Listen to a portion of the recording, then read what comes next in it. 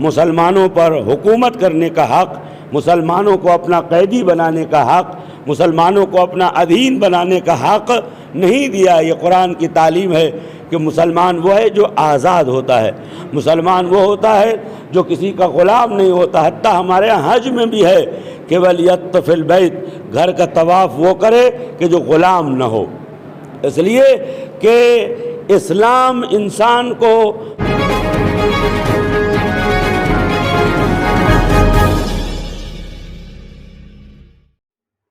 درشکوں سواگت ہے آپ کا خبر فیس ٹو فیس میں۔ آپ دیکھ رہے ہیں خبر face to face YouTube channel اور میں ہوں ذیشان اعظمی۔ آئیے دیکھتے ہیں آج کی تازہ خبریں۔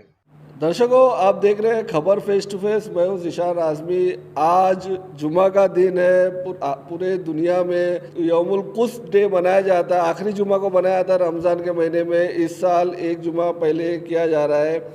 یہ جو القدس ڈے منایا جا رہا ہے، یہ خمینی صاحب نے اعلان کیا تھا کہ ماہ رمضان کے آخری جمعے میں یہ دن منایا جائے اسرائیل کے خلاف۔ جو اسرائیل ہے فلسطینیوں پہ بہت ظلم کر رہا ہے، جو دیش ہے فلسطین اس کو قبضہ کرنے کی کوشش کر رہا ہے۔ اور آج اسی رمضان میں آپ دیکھیں گے کہ لوگ مسجد اقصی میں نماز پڑھ رہے تھے، عبادت کر رہے تھے، لیکن انہوں نے کچھ بہانہ کر کے اندر گھسا اور وہاں پر توڑ پھوڑ کی۔ جو عبادت کر رہے تھے ان پر ظلم کیا، تو ان کا ظلم دن بدن بڑھتے جا رہا ہے۔ اسی لیے یہ دن منایا جاتا ہے یوم القدس۔ تو آئیے ہمارے ساتھ یہاں کے مولانا سبطین صاحب ہیں، ہم چرچا کرتے ہیں، ان سے جانتے ہیں یوم القدس کیا ہے، وہ ہمیں ڈیٹیل میں بتائیں گے۔ میں ذیشان اعظمی، خبر فیس ٹو فیس، ممبئی۔ بسم اللہ الرحمن الرحیم۔ آج جو ہے وہ قدس کا دن ہے۔ قدس کہتے ہیں اس مسجد کو کہ جو ہمارے نبی نے وہاں معراج میں زیارت کی تھی، اور تقریباً 6-6.5 سال تک، یعنی تقریباً 7 سال تک وہ مسلمانوں کا قبلہ تھا۔ اور قدس صرف ایک مسجد ہے، لیکن اس سے مراد جو ہے پورا فلسطین ہے، چونکہ 1948 میں جو ہے انگلینڈ نے اور امریکہ نے یہ فیصلہ کر کے کہ جن یہودیوں نے پہلی جنگ ورلڈ وار اور دوسری ورلڈ وار میں ان کا ساتھ دیا تھا اور جاسوسی میں وہ آگے تھے، ان یہودیوں کو صلہ دینے کے لیے اور مسلمانوں کو تکلیف اور اذیت دینے کے لیے جو ہے انہوں نے 1948 میں جب یہ معاہدہ ہوا کہ جن جن علاقوں پہ جن کا قبضہ وہ چھوڑ کے ہٹ جائیں، تو انگلینڈ وہاں سے ہٹ گیا۔ سارے اسلحے اور ساری چوکیاں اس نے جو ہے وہ موشا دیان کے حوالے کر دی، اور اسی رات یہ اعلان کیا گیا کہ آج سے جو ہے اسرائیل کی مملکت کا قیام عمل میں آیا ہے۔ اور اس دن سے آج تک جتنی بھی دنیا میں اراجک طاقتیں ہیں، ناجائز طاقتیں ہیں، وہ اپنا جو ٹیکس نکالتی ہیں وہ اسرائیل کو دیتی ہیں، چونکہ اسرائیل کو بنایا ہی گیا ہے دنیا میں اراجکتا اور فتنہ اور فساد پھیلانے کے لیے۔ آپ چاہے وہ طالبان کا فتنہ ہو، چاہے وہ القاعدہ کا فتنہ ہو، چاہے وہ داعش کا فتنہ ہو، یا چاہے مصر میں اخوان المسلمین کا فتنہ ہو، چاہے پوری دنیا میں وہابیت کا فتنہ ہو، یہ سب اسرائیل کے بجٹ اور ایجنڈے پہ دنیا میں چل رہا ہے۔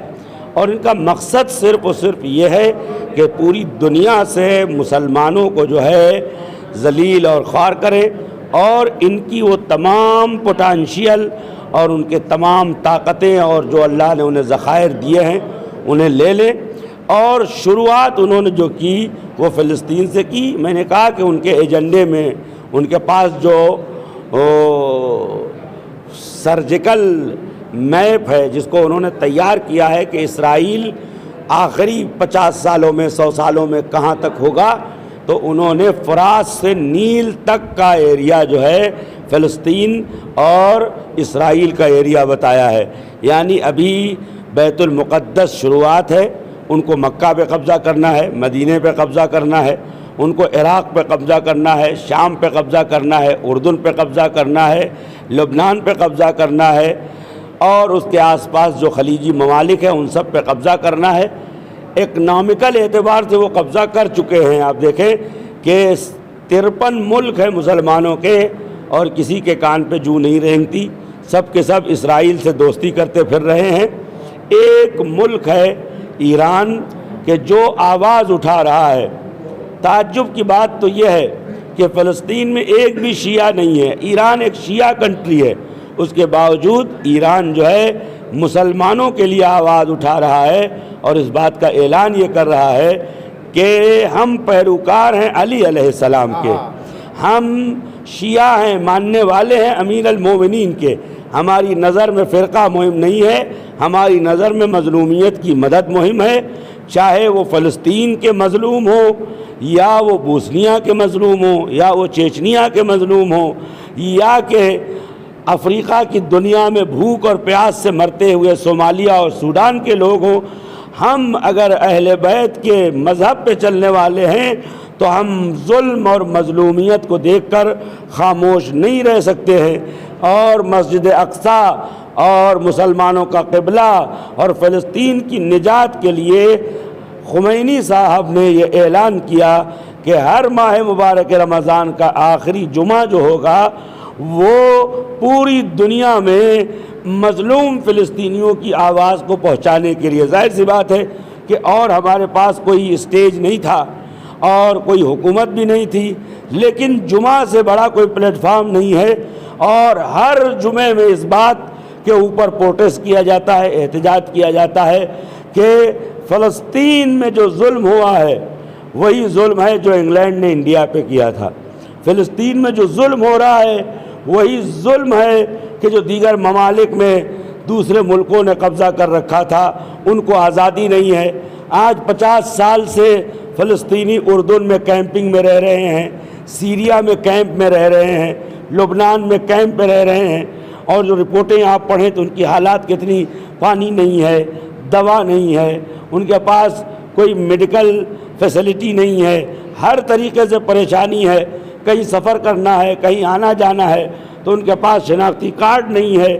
دنیا کی کم سے کم 3 کروڑ آبادی جو ہے مسلمانوں کی، وہ اس وقت اس ظلم میں مبتلا ہے، اپنا ملک ہوتے ہوئے، اپنی زمین ہوتے ہوئے وہ دربدر ہے۔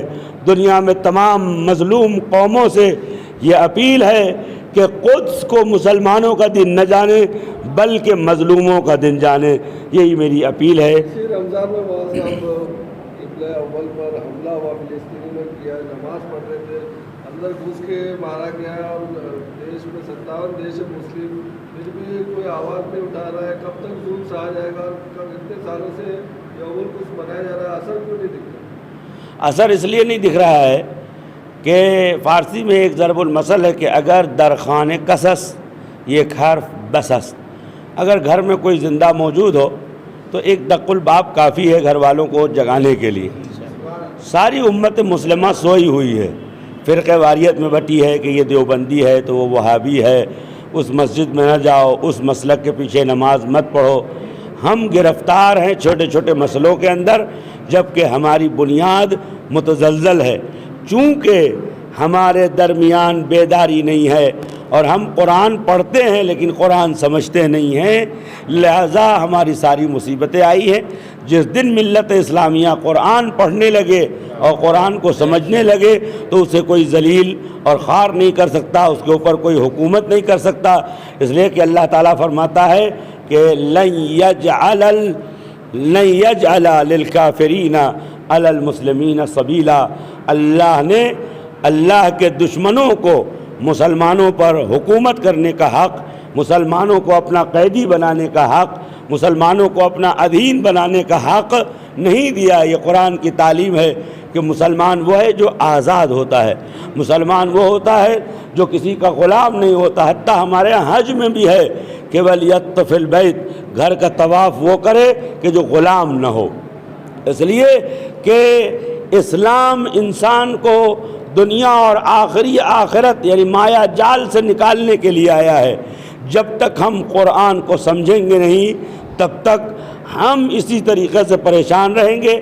دوسری وجہ یہ ہے کہ جب ہمارے درمیان زندگی سے پیار ہو جائے اور موت سے ہم ڈرنے لگیں، شہادت سے ہم گھبرانے لگیں تو ہماری مصیبت کا دن ہے۔